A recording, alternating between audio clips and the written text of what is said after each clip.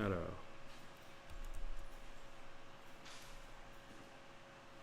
voilà. Image en couleur, pourquoi pas.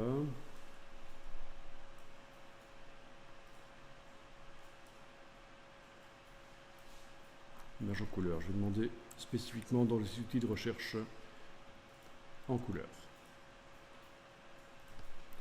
Ok, j'ai simplement ici, pour ceux qui veulent taper la même chose, mais vous pouvez taper n'importe quoi d'autre, hein, Vintage Trend et Public Domain entre guillemets, et j'ai demandé dans les outils de recherche des images en couleur. Et je vais voir si je peux vectoriser certaines de ces illustrations, donc rapidement.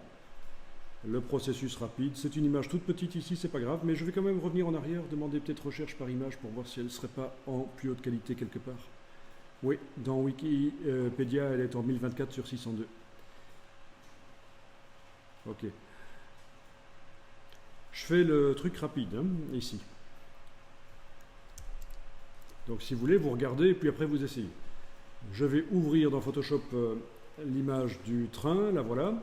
Je vais l'enregistrer au format Photoshop, fichier enregistré sous au format Photoshop, ici format Photoshop, voilà. Dans Illustrator, je vais créer un nouveau document Illustrator, je vais y importer l'image PSD, attention, en la liant. Voilà. Voilà l'image PSD. Ok, je sélectionne donc cette image dans Illustrator et je vais dire que je la vectorise. Aperçu. Voilà. Ok, ça c'est déjà une vectorisation en noir et blanc, c'est pas mal. Je vais jouer avec le curseur seuil de manière à voir si j'arrive pas à obtenir quelque chose de bien. Ah, ça c'est pas mal. Cette image-ci, ça marche bien. Et la version noir et blanc peut donner quelque chose de très intéressant. Et en plus, toutes ces formes suggèrent la forme du train, ça peut donner quelque chose de vraiment très bien en fait. Ok. Donc en supposant que je vais faire une vectorisation noir et blanc, je vais donc pouvoir améliorer les choses dans Photoshop, c'est-à-dire peut-être supprimer le décor, peut-être celui uniquement qui est au-dessus du train, c'est pas interdit. Je vais donc dans Photoshop, je vais dans la palette des calques et je vais ajouter un masque de fusion sur ce calque. Menu calque, masque de fusion, tout faire apparaître. Alors dans les anciennes versions de Photoshop, vous êtes obligé d'abord de double-cliquer sur le calque pour le transformer en calque 0, donc pour enlever le verrou.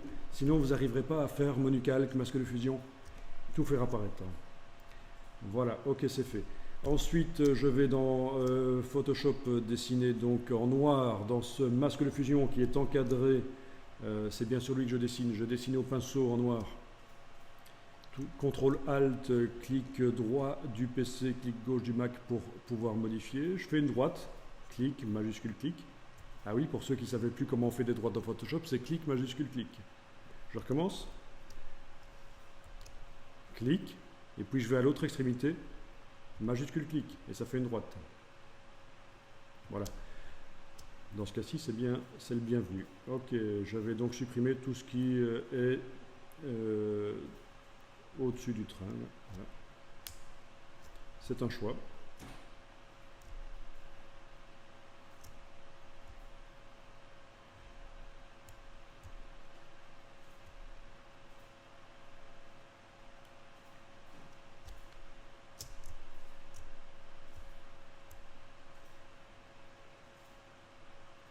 Voilà, voilà, j'ai dessiné en noir sur tout le ciel, pourquoi pas. Je pourrais rajouter des nuages différents, ça marcherait aussi. Par la suite, voilà, j'enregistre et je vais voir dans Illustrator. Et voilà, je n'ai plus le ciel ici. Alors, au niveau des détails, là, peut-être qu'avec un calque de réglage par-dessus ici, ou peut-être, oui, un calque de réglage. C'est pas une formation Photoshop, on va pas commencer à entrer trop dans le détail non plus. Calque de réglage de type courbe. Je vais voir ce qui se passe si j'assombris. J'enregistre. Je vais voir dans Illustrator. Voilà, plus rien. Ok. C'était donc pas la bonne solution. Contraster. Je vais voir dans Illustrator. Voilà. Bon, comme ça, j'arrive donc à régler, parce que vous avez tous les réglages de Illustrator ici, mais vous avez aussi la possibilité de modifier l'image dans Photoshop. Ça, c'est assez génial. Ok, ça, ce sont donc les différents niveaux de détail possibles dans les paramètres avancés. Ce sont ici le côté anguleux ou pas. Ok. Ok. Bien. Alors par la suite, je pourrais mettre par-dessus le train ici une ligne noire pour faire la silhouette, mais je pourrais peut-être aussi dans Photoshop faire un calque et aller dessiner une ligne au tracé. Ah, j'avais même pas besoin de faire un calque en fait. Si, faire un calque.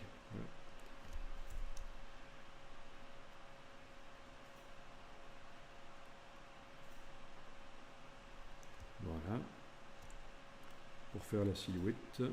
Ok. Et mettre au point un pinceau. Ça va être comme ça, voilà. Un peu plus fin.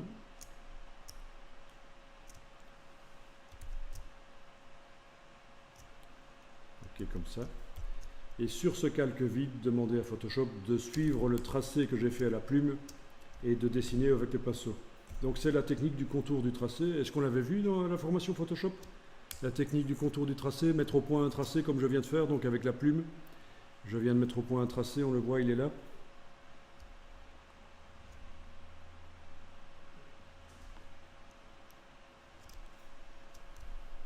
Ok.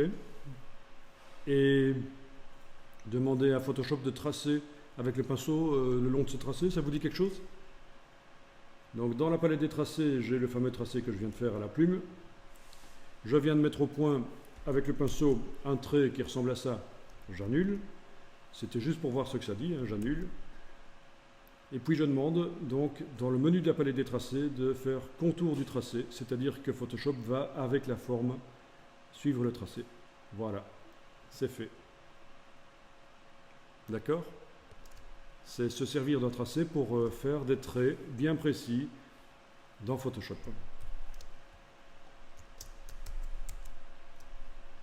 Voilà, et voilà. Ok.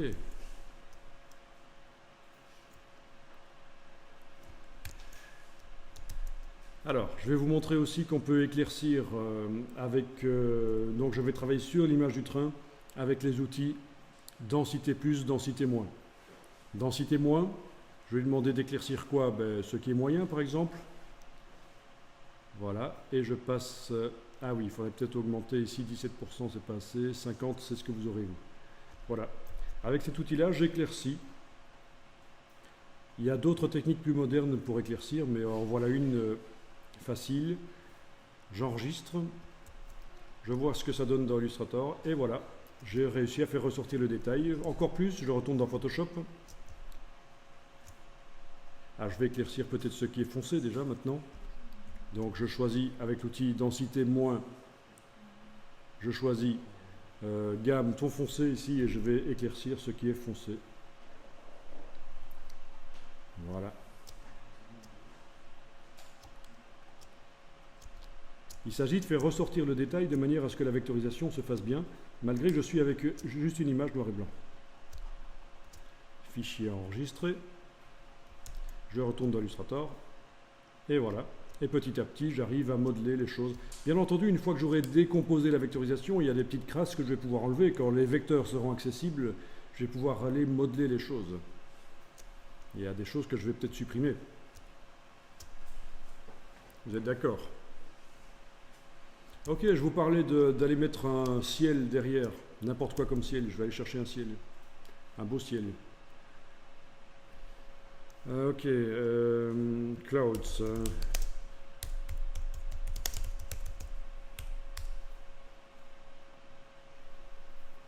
Bon, qu'est-ce qu'on a comme ciel intéressant ici? Bon, éventuellement, comme ça.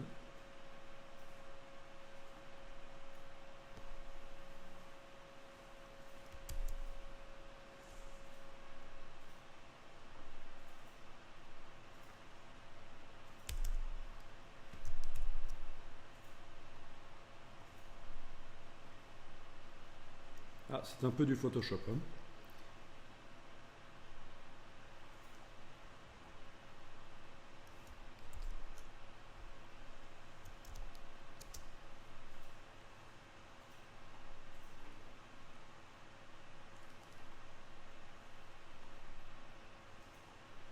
Ok.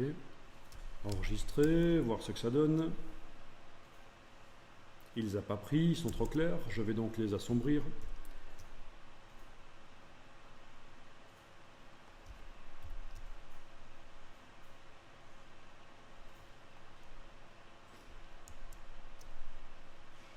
Il les a pris. Et ça ressemble à rien du tout. Il faudrait que je mette un calque et que je modifie ça. C'est du noir et blanc aussi, hein. On est très limité au niveau de ce qu'on peut faire, hein.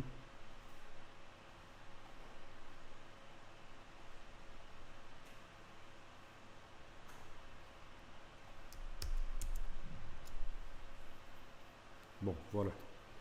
Amusant. Ok, ça c'est ma version noir et blanc. Et je vais dupliquer le calque, enlever l'œil en face de l'original verrouillé. Et je vais continuer à travailler sur ma copie de vectorisation, donc qui est sur mon calque ici. Je vais renommer ça Vector en noir et blanc. Vector en couleur. Vous avez compris ce que je vais faire. Je vais simplement sélectionner la vectorisation ici et dans le panneau vectorisation, je vais dire tiens, je vais faire une version couleur là. Le panneau vectorisation d'image, je passe en couleur.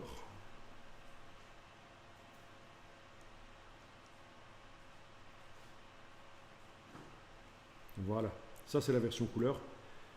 Il y a beaucoup trop de couleurs, ça ressemble trop à une photo, c'est l'erreur habituelle. On fait des vectorisations avec beaucoup trop de couleurs. 30 couleurs, c'est trop, il y en a combien là? 30, oui, ok. C'est beaucoup trop. Il vaut mieux styliser en mettant moins de couleurs que ça. Alors je sélectionne donc ma photo et je vais voir ce qui se passe si je mets 5 couleurs, touche tabulation pour valider.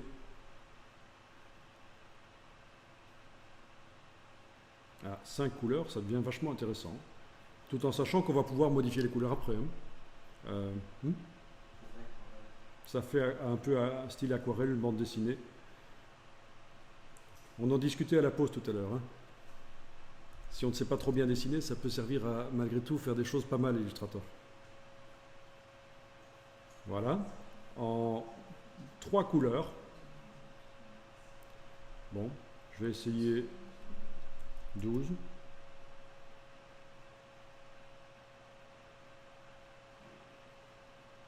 Voilà, en 12 couleurs. Non, c'est trop, c'est moche. 8 peut-être.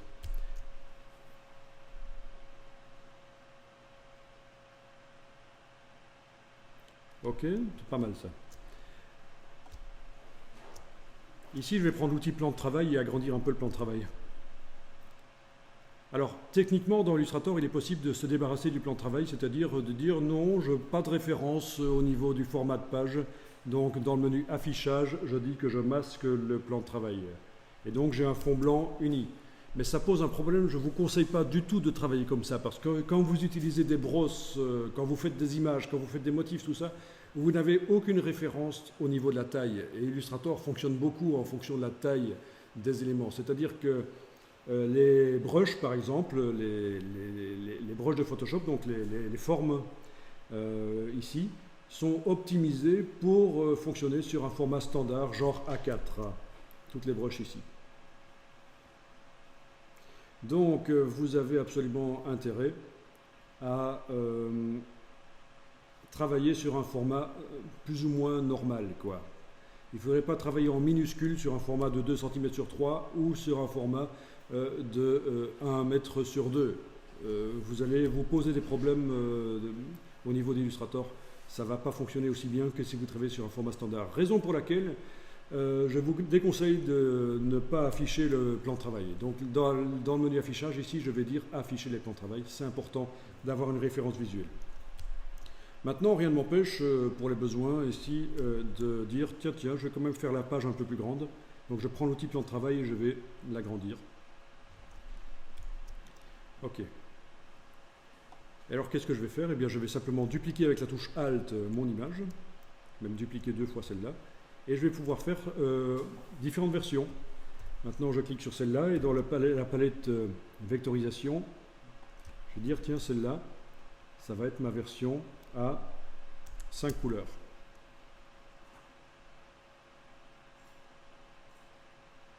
Ok, tiens, celle-là, ça va être ma version à 3 couleurs.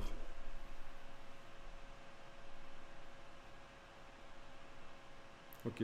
Tiens, celle-là, ça va être ma version à... J'avais combien là? 8. Waouh.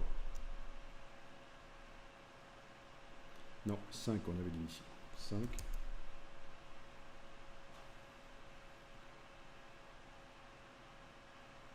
Ok, donc j'ai combien là? Oui, c'est difficile de le voir, il y a un petit bug je pense, ou alors c'est moi qui ne comprends pas trop comment ça fonctionne. Si, ça marche en fait. Il le marque là en bas en fait. Donc j'ai compris. Ah, tu me posais la question tout à l'heure. Quand je sélectionne l'image, il est indiqué le nombre de couleurs ici. Mais le curseur revient toujours à 30 en fait. C'est ça qui est bizarre. On s'attendrait à ce que le curseur reste avec le nombre de couleurs qui est indiqué là en bas, mais non. Donc j'ai ma version 5 couleurs, la version 3, la version 5, encore 5. Ah ben c'est la même alors. La version 8 ici, celle-là ça va être une version quoi? Alors je vais faire une version 4 couleurs. Voilà, comme ça c'est pas interdit de faire des tests et de pouvoir comparer. Alors c'est super important ça. Être créatif, c'est faire des choix. En fait voilà, c'est résumé. La créativité c'est quoi? C'est faire des choix. Les gens qui sont créatifs, ce sont des gens qui arrivent à rapidement produire beaucoup de choses et à faire des choix parmi tout ce qu'ils ont produit. Et l'infographie, c'est génial, ça permet d'aller vite, de faire beaucoup de choses, de versions différentes qu'on peut voir côte à côte et après on choisit, on réfléchit. Tiens, qu'est-ce qui est le mieux? Qu'est-ce que je vais améliorer? Et puis j'améliore et je me retrouve à nouveau face à différents choix et puis je dois à nouveau choisir quel est le meilleur. Donc voilà, il ne faut pas se coincer. Au niveau de la créativité, être créatif, c'est faire des choix.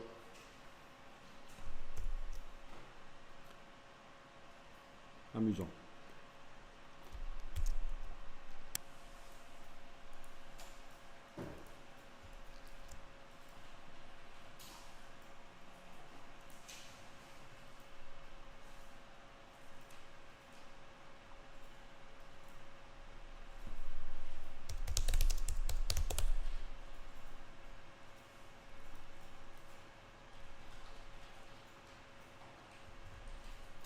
Et donc l'étape suivante qu'on verra, ce sera de décomposer les images pour réellement avoir accès au vecteur. Et puis on va mettre des couleurs dessus. Et on va faire appel au générateur d'harmonie de couleurs de Illustrator pour nous générer d'office des harmonies de couleurs. On n'aura pas à réfléchir. On pourra aussi intervertir des couleurs d'une forme à l'autre automatiquement pour voir ce que ça donne, à nouveau nous donner des choix.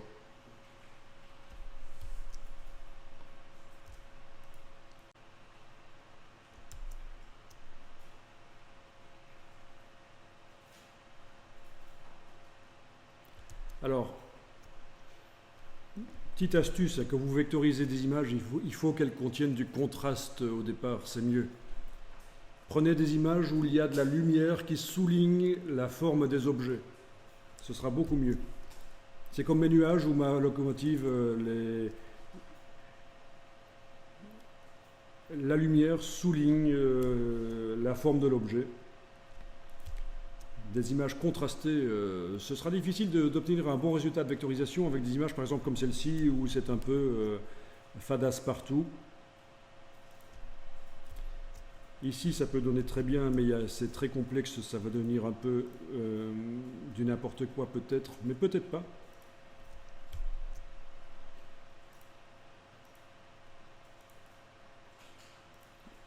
Il faut que d'un coup d'œil on comprenne ce que c'est.